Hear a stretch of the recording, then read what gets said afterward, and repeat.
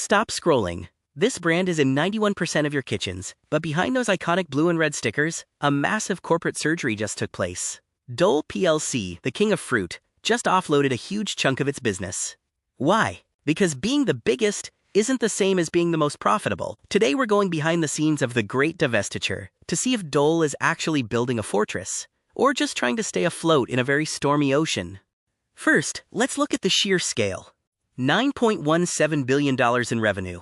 To put that in perspective, if you laid out that many dollar bills, you could wrap them around the earth 35 times. They're in 85 countries and manage enough land to cover over 80,000 football fields.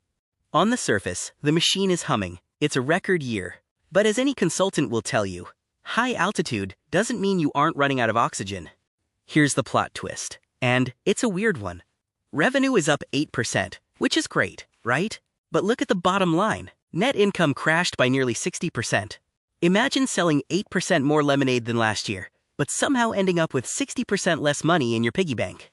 That's the $9 billion paradox. The business is growing, but the cost of doing business is eating the profits alive. This is where the complication kicks in. So what do you do when your house is too expensive to maintain?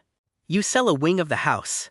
On August 5th, Dole finalized the sale of its fresh vegetables business. They basically looked at the salad kits and the cauliflower and said, "You're too much drama for too little money." By dumping the low-margin veggies, they used the cash to pay off debt and double down on the superstars, avocados and berries.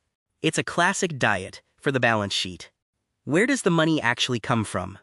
Nearly 44% is from Europe and the Middle East. Think of that as their steady paycheck. But the real engine room is the fresh fruit segment.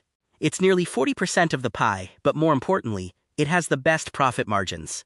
In the world of business, diversified EMEA is the quote and butter, but fresh fruit is the steak. Dole is a true global citizen. Their revenue is split almost perfectly into thirds: North America, Europe, and the rest of the world. If one market sneezes, the whole company doesn't catch a cold. And keep an eye on Spain. It grew by 14% this year.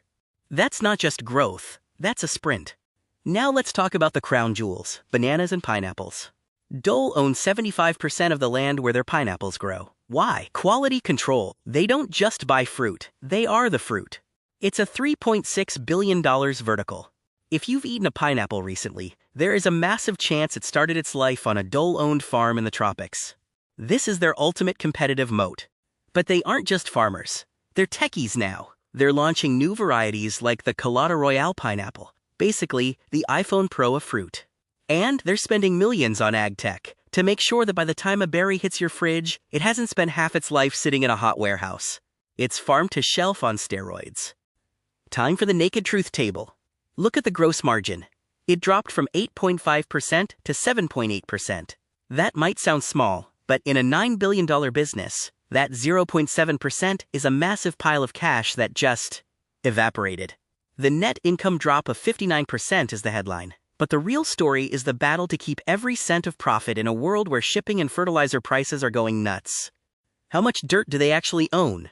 Over 100,000 acres. They recently retired 60% of their Hawaii cultivation because, frankly, it was too expensive. They're moving the party to Latin America, where the yield is better and the costs are lower. They are literally shifting the ground beneath their feet to find more profit. This is my favorite part. Forget the fruit. Let's talk about the Dole Navy. They own 14 massive ships and 20,000 refrigerated containers. While other companies are crying about high shipping rates, Dole just starts the engine on their own fleet. It's a floating fortress that lets them bypass the chaos of the global shipping market. They aren't just selling fruit, they're selling logistics. But it's not all sunshine. They're facing a triple threat. First, the weather. Storm Sara in Honduras messed up the harvest. Second, the strong dollar, which sounds good, but actually makes their international sales worth less when brought home. And third, the new EU carbon tax. Starting in 2026, the EU is going to tax the Dole Navy for every puff of smoke they make.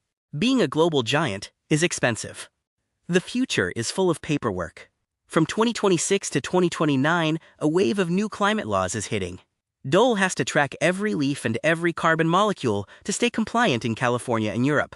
If they fail, the fines will be even scarier than the storms. This timeline is their survival guide for the next 5 years. Who's steering this ship? The bosses. And here's the kicker. Their pay is tied to your profit. 50% of their long-term bonus depends on how much money the shareholders make. In 2025, they hit a 137% performance score. Basically, the pilots of this fruit plane only get the good snacks if the plane lands safely and on time. So what's the verdict? Dole is leaner, meaner, and has $600 million in fresh cash to play with. They've stopped trying to sell every vegetable and started focusing on the fruit that actually pays the bills.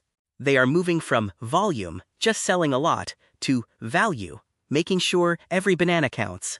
It's a risky pivot, but for a 170-year-old company, it might be their most important one yet. That's the deep dive into Dole 2025. If you want the full-page research report with all the gory financial details, head over to HDINresearch.com or drop us an email at sales@HDINresearch.com. Don't forget to like, subscribe, and tell us in the comments. Do you think Dole's Navy is enough to save them? I'm your analyst from HDIN Research. See you in the next audit.